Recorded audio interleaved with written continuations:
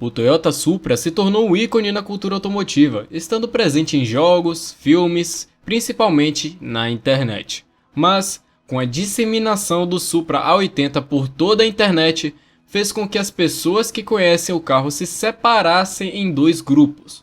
O grupo dos fanáticos pelo carro e o grupo dos que já enjoaram pelo fato dele já estar saturado na internet.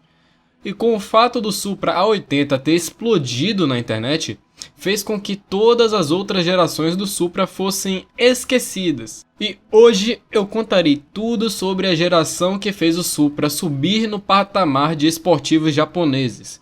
O primeiro carro de muita gente no Gran Turismo 1, a terceira geração, denominada A70. Mas antes de tudo, precisamos colocar os pingos nos is. Nos anos 70, a Toyota buscava produzir um carro leve, pequeno, com um toque esportivo, e assim surgiu o Celica. E algum tempo depois, a Nissan lançou o novo Fairlady Z, um esportivo maior e mais potente.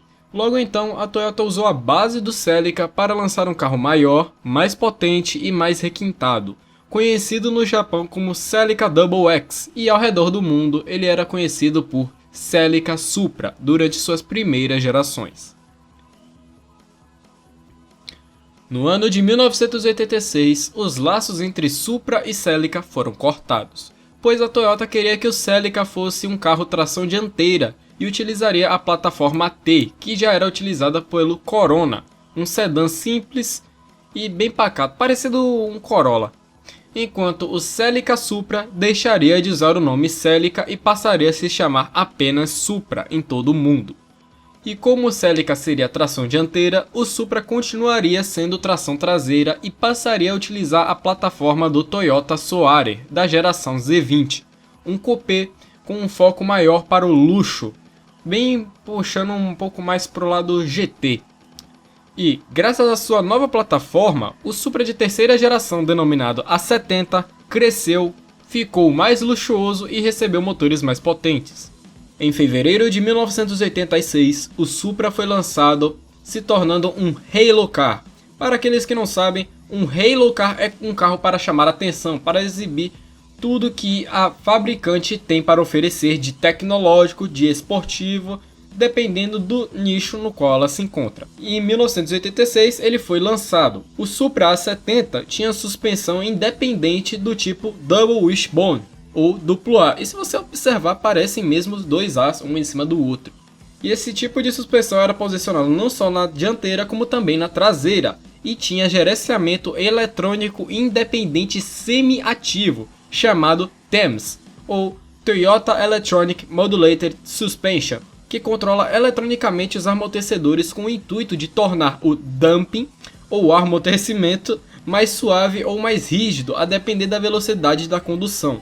E é impressionante ver que esse nível de tecnologia de suspensão era empregado nos anos 80, aí hoje em dia vem um cara qualquer e mete uma suspensão stance num Supra, destruindo completamente o trabalho dos engenheiros. Ai, eu vou comer pedra de calçada.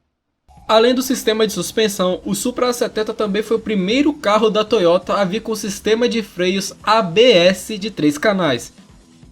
Para aqueles que não sabem, o sistema ABS é um sistema eletrônico que impede com que os freios do carro travem as rodas, pois na maioria das vezes, por exemplo, se você pegar um Corsa da vida, você pisar fundo no freio, as rodas do carro vão travar e você não terá chance de poder virar enquanto está freando.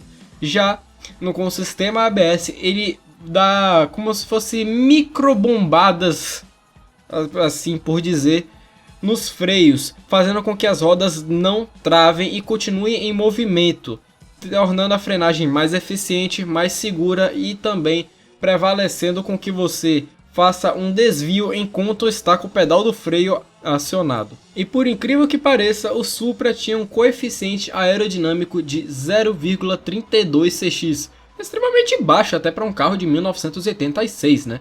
E para ser um carro totalmente novo, a plataforma nova também, o motor precisaria ser novo, né? Obviamente. E que motor foi instalado no A70? O motor 7MGE. Achou que eu falaria do 2JZ, né? Achou errado, otário! O 7MGE é um motor 6 cilindros em linha de 2.954 cilindradas, ou 3.0 litros, com duplo comando de válvulas, formando um motor DOHC com 24 válvulas, injeção eletrônica naturalmente aspirado, que entregava até 207 cavalos de potência a 6.000 RPM e 27 kgfm de torque a 3.600 RPM.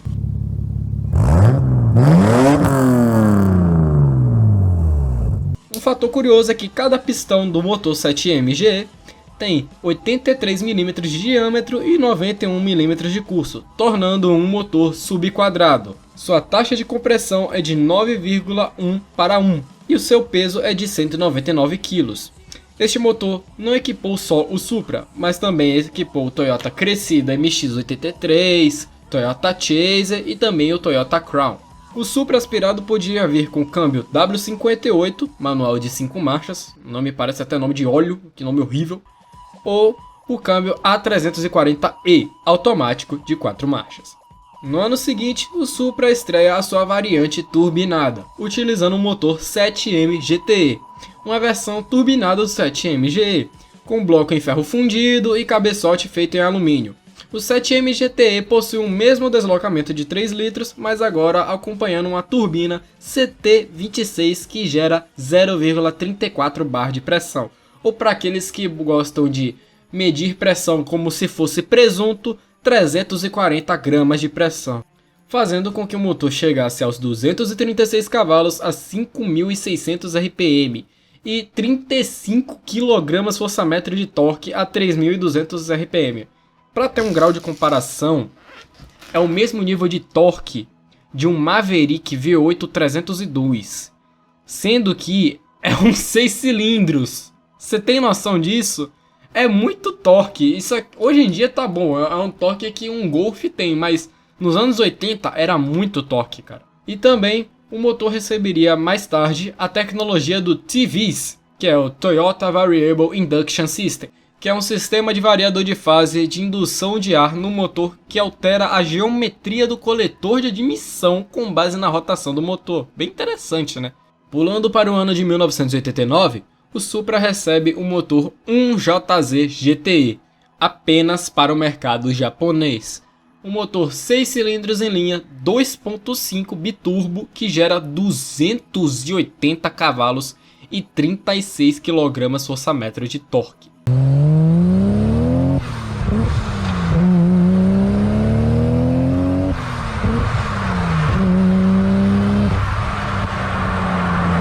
Isso em 1989. Caramba! Pô, sempre os japoneses têm os melhores brinquedos, né? Já no ano de 1991, as rodas receberam um novo design. Eu tô pulando os anos porque foram os anos que tiveram coisas interessantes, tá? Eu não vou ficar citando um ano que teve mudança de cor de interior, pelo amor de Deus. As rodas receberam um novo design, sendo um estilo estrela de 5 pontas, feita em liga de alumínio de 16 polegadas. Pneus Tala 7, que eram os 225/50 R16. E também o Supra estreava o teto solar. Eita, teto solar a gente gosta. Botar o chifre pra fora. Peraí, eu não disse isso não. Agora eu falarei sobre o design. Yukihiko Yaguchi foi o homem responsável pelo design do Supra A70, além de também estar presente no desenvolvimento de todas as outras gerações do Supra e também de outros carros do grupo. Mas falar do Yukihiko Yaguchi vai ser um assunto para um próximo vídeo, porque ele tem façanhas bem legais mesmo. Mas voltando a falar do Supra, Yaguchi fez um trabalho incrível no Supra A70, pois quando eu olho para esse carro, me impressiona o fato dele ser um carro dos anos 80. Cara, como é que você olha para esse carro e você fala, ah, é de 86. Se eu não conhecesse esse carro, eu falaria que ele é um carro, sei lá, de 92, 91, mas não de 1986. Por exemplo, se eu olho o Camaro eu olho e já bato na cara do Camaro, que é anos 80. Agora, o Supra 70, não. Isso aqui é só para um grau de comparação de design, né? Para você ver o quanto o design era avançado, né, já na época, né, já era um design até que moderno, mesmo tendo os elementos quadrados, ele já tinha uma suavização desses elementos quadrados, sendo um pouco mais redondo, principalmente quando você observa a traseira, se você prestar atenção nas lanternas mesmo, no para-choque.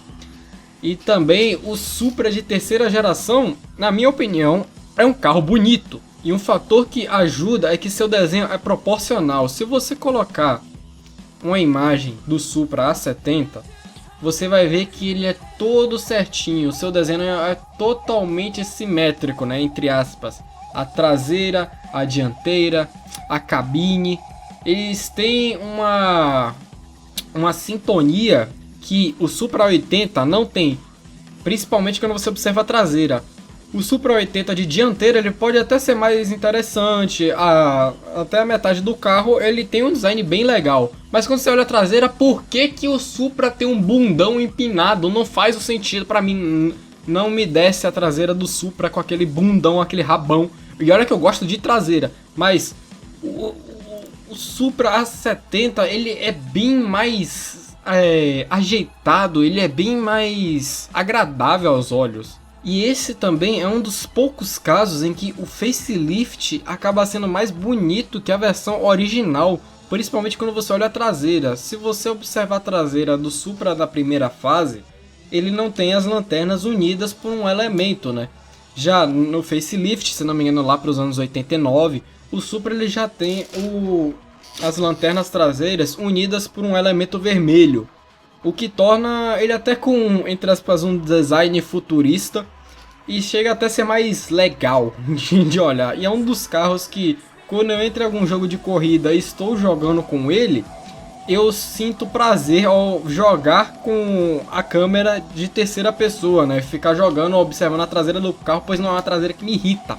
A traseira que eu observo, eu acho muito legal. Além também de ter faróis do tipo pop-up headlights, ou, para tradução literal, faróis escamoteáveis, que são o charme dos carros clássicos. Péssimos para aerodinâmica, desastrosos para a segurança, mas indiscutivelmente maravilhosos no quesito design.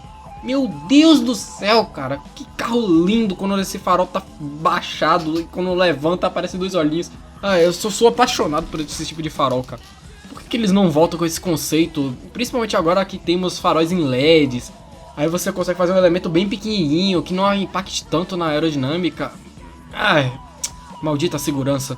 Agora vamos aqui passar para umas curiosidades do Supra, tá? O Supra de terceira geração tinha variações referentes ao seu motor, uma variação de código. Por exemplo, o Supra MA70 se referia à variante com motor 7MGE ou 7MGTE, que foi vendido para o mercado global. Mas não foram essas as únicas variantes do Supra, tá? Também no mercado japonês, tá? Apenas para o mercado japonês, tivemos o GA70, que vinha com motor 1G GEU, na versão aspirada, 6 cilindros em linha de 2.0 litros que entregava 160 cavalos e 18 kgfm de torque. Jesus Cristo, 6 cilindros, um motor desse no Supra, Jesus. E entregava 210 cavalos e 25 kgfm de torque na sua versão turbinada, né, que era 1G GTE, que tinha 2 turbos, como se não fosse suficiente eram 2. E também houve a variante JZ A70, que adivinhe, vinha com o motor 1JZ GTE. Mas vale lembrar, né, que apenas a versão MA70 foi vendida globalmente. Sendo assim, as versões GA70 e JZA70 são versões JDM vendidas apenas no mercado japonês. Aprendam! JDM é Japanese Domestic Market, mercado doméstico japonês, sendo logo então foi vendido apenas para o mercado japonês. Só tem no Japão. Carro japonês é carro normal, carro JDM é apenas no mercado japonês. Não é porque o carro é da Toyota que ele é um JDM, pelo amor de Deus. Vale também uma menção honrosa ao Supra JZ A70R, uma versão que vinha com barras estabilizadoras mais leves, intercooler maior, diferencial Torsen, suspensão esportiva Bilstein, manopla de câmbio e volante Momo, e bancos Recaro, além também de ter um para-choque dianteiro com um splitter que possui dutos que auxiliam no fluxo de ar para os freios. Caramba! Esse provavelmente era o suprassumo do Supra A70 que você podia comprar, tanto que foi a versão mais leve e mais potente do Supra A70 já feito, se tratando das versões de rua, obviamente. Grava na sua mente isso, mais leve já feito, pois isso vai impactar no próximo capítulo que eu citarei agora. O Supra de terceira geração também teve seu impacto no automobilismo. Em 1987, o Supra A70 estreou no Rally Safari do WRC, pela Toyota Team Europe, a TTE. E para vocês terem noção, acho que até os anos 2000, o Rally Safari do WRC era a prova mais difícil, a maior prova do WRC que tinha no mundo. Então botar o Supra nessa prova era botar pra torar. A Toyota Team Europe, a equipe apoiada pela própria Toyota, desenvolveu um Supra A70 para o Grupo A do Rally, já que o Grupo V havia sido extinto na época e os carros daquela categoria foram proibidos.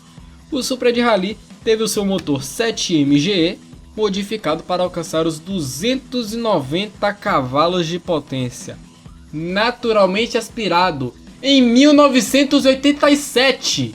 Cara, são quase 300 cavalos. São quase 300 cavalos em um motor aspirado dos anos 80. Caramba! Isso é apenas 10 cavalos a menos que o limite do regulamento. Porém, o máximo que o carro conseguiu foi conquistar um terceiro lugar, estando 1 hora atrás do líder do Rally Safari, sendo pilotado pelo lendário piloto sueco Björn Valdegård, campeão do primeiro campeonato mundial de rally de pilotos no ano de 1979. O cara era uma lenda. Mas o Supra conseguiu uma vitória geral no Rally de Hong Kong-Pequim de 1987, só que não contabilizava pontos para o WRC, infelizmente. A FIA permitiu que a Toyota homologasse uma versão turbinada do Supra, utilizando uma versão modificada do 7M GTE, que entregava em torno de 400 cavalos de potência. Mas esse motor, quando levado ao máximo, sofria com severos problemas de confiabilidade, ocorrendo até do motor quebrar em alguns casos e em algumas vezes explodir e ser obrigado a abandonar as provas com frequência. Tu tem noção, tu faz um motor que explode, velho. Meu Deus do céu, esse motor 7M GTE, quando se tratava de competição, era uma areia dos motores. O Supra de Rally competiu até 1989, mas sem grandes resultados, o que acabou manchando o histórico da Toyota no Rally, que foi construído nos anos anteriores, 84, 85, 86. E por que a Toyota colocou o Supra para competir? Pois o Celica 4x4 ainda estava em desenvolvimento. E um fator que fez com que o Supra A70 de Rally fracassasse foi com que os carros AWD estavam em ascensão na época, mas o Supra ainda era tração traseira, o que se tornou uma grande desvantagem, além também de seu peso, que era elevado. Lembram do que eu disse? O Supra passou a utilizar uma nova plataforma do Toyota Soares? Então, era uma plataforma maior, carregava mais tecnologias, mas também tornava o carro mais pesado, fazendo com que o Supra ficasse até 297 quilos mais pesado que a segunda geração. Tu tem noção disso? 300 quilos a mais, tá bom pra você? É uma tia de peso. Pesando até 1.640... Meu Deus, velho, 1.640 quilos com opção nos carros de câmbio manual. Velho, o carro é uma baleia, velho. E até 1.720 quilos nas versões automáticas. Nos anos 80, velho. Se pra hoje já é pesado, nos anos 80 o carro era uma baleia. Meu Deus do céu, então... Ai, o Supra era o Supra era o GTR dos anos 80. Já encontramos um primo perdido da M5 G90. Mas voltando aqui ao assunto. Mas quando o assunto era no asfalto, o Supra também fez sua participação no Grupo A do JTCC, o campeonato japonês de carros de turismo. Os carros eram construídos pela TRD utilizando a base da versão MS70 com um motor 7M GTE turbo alimentado. Ao todo, 11 Supras de competição foram construídos e times de preparação como a Toms e a Sard representavam a fábrica na competição, no qual venceram a prova no longo da estreia em 9 de setembro de 1987, na pista de Sugo, no Japão. Durante a temporada, ele demonstrava uma vantagem perante ao Skyline HR31 e DR30 da divisão 3 do JTCC, sendo um carro bem competitivo e até mesmo o mais potente da categoria naquela época, com motor 7M GTE tendo potências entre 380 e 400 cavalos. Caramba! Mas sempre tem que ter mais, né? Em 1988, a FIA aumentou o fator de multiplicação de peso de 1,4 para 1,7. E para explicar aqui para vocês, o que é esse fator de multiplicação de peso? O fator de multiplicação de peso era uma regra fundamental no regulamento do Grupo A da FIA, para nivelar a competição entre carros com motores naturalmente aspirados e carros com motores turbo alimentados. Então, o regulamento da FIA estabelecia, agora que um motor superalimentado, turbo ou supercharger, a cilindrada nominal seria multiplicada por 1,7. Então, se o motor do Supra tinha 2.954 cilindradas, ele seria multiplicado por 1,7 e teria 5.022 cilindradas de cilindrada nominal. E isso fazia com que o Supra subisse de categoria e se tornasse um carro muito pouco competitivo se comparado com seus concorrentes, que são nada mais, nada menos, que naqueles anos Skyline GTR 32, só o Godzilla, Ford Sierra, Cosworth RS 500. A concorrência tá fraca, né? E também esses carros eles utilizavam motores de 2.0 a 2.5 litros, né? Enquanto o Supra tinha 3.0, era um motor maior, mais pesado, fez com que um motor de curso longo do Supra tivesse pouca confiabilidade, além, de enterrar a reputação do Supra no chão. O carro em 1989 abandonou as competições do JTCC. Ele até chegou a competir nos campeonatos de turismo, da Austrália, o campeonato australiano de carros de turismo, a TCC, também de algumas provas das 24 horas de Spa, mas não houve grandes conquistas, devido ao fator de ele ter um motor que não era muito confiável, pelo menos para competição, o motor não era confiável. E também não tinha grandes ajudas, não era tão desenvolvido, entenderam? Pois além do seu motor ele tinha uma plataforma pesada, o seu conjunto aerodinâmico não favorecia tanto e os concorrentes também eram avassaladores. Mas voltando para a versão de produção, que foi encerrada em 1993, teve sua produção encerrada em 1983, com 241.471 unidades produzidas, incluindo mercados ocidentais e JDM, englobando todos os mercados, o Supra A70 teve sua produção encerrada para dar lugar à sua nova geração, a quarta geração denominada A80. E aqui nós vemos o seguinte, que em 7 anos de produção o Supra vendeu mais do que o GTR vendeu em 17 anos. Ai, isso é maravilhoso. Mas como minha conclusão final, eu deixo aqui que o Supra A70 foi um carro que serviu como um estudo para a Toyota, um divisor de águas, fez o Supra subir de patamar, pois teve bastante tecnologia, suspensão eletrônica com gerenciamento eletrônico, freios ABS, trazia agora motor turbo alimentado, se competindo com o Nissan 300 ZX da época e o RX-7 FC também, fazendo com que fosse um carro até mais requintado, mais potente, era um dos mais potentes de sua categoria, só que graças à sua nova plataforma ele também ficava bem mais pesado, Por exemplo, o RX-7 FC, ele tinha 215 cavalos na versão turbinada e pesava em torno de 1.200, 1.300 quilos, né? Enquanto o Supra tinha 240 cavalos,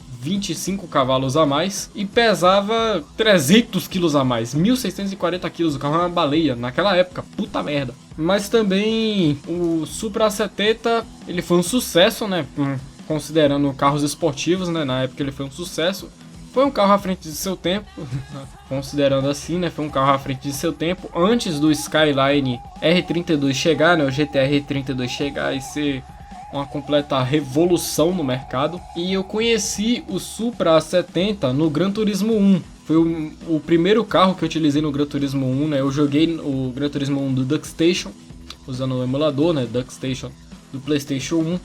E eu conheci ele, foi um carro que era maravilhoso. Eu gostava muito do carro. Gostava, não só gostava, como ainda gosto, né?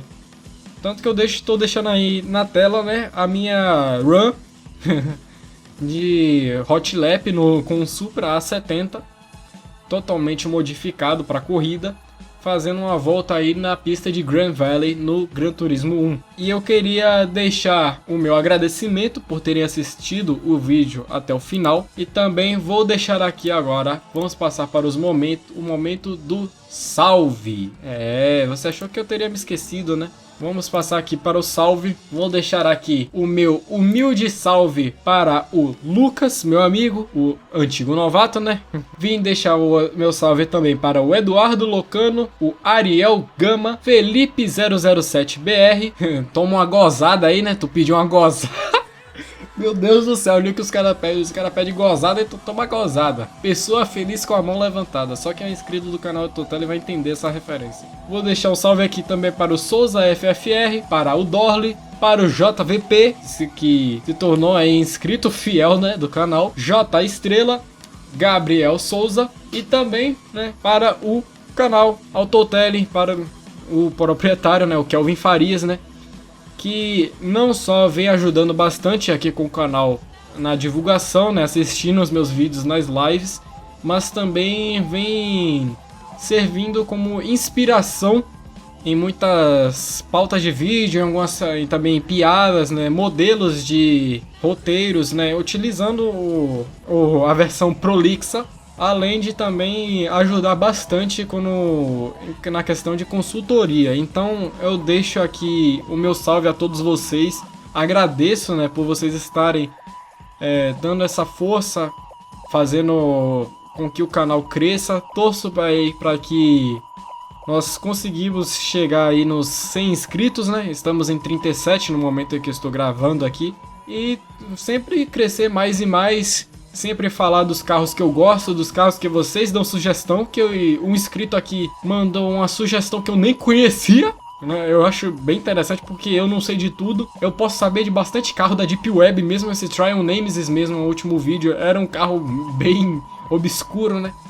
Mas é sempre bom estar interagindo com vocês e eu queria agradecer pelo suporte que vocês vêm dando. Então este é o vídeo sobre o Supra A70, provavelmente um dos vídeos mais completos do canal até então. E esse vai ser um formato de vídeos especial que eu estarei fazendo a cada período, né? Pois é um vídeo que vai destrinchar todos os detalhes, toda a história. Vai ser um vídeo bem mais longo, bem mais editado. Espero que esse vídeo saia antes de 2025 acabar, né? E um feliz 2020 final de ano para todo mundo, né? Um feliz Natal. E eu sou o Dimitri Xavier, eu gosto de carros. E se você gosta de carros, se inscreva no canal, deixa o like, ativa o sino. E vamos pra cima aí, que o próximo vídeo aí vai ser interessante. Vai ser um carro que eu nunca vi na minha vida. Puta merda, 42 minutos de gravação. Tchau.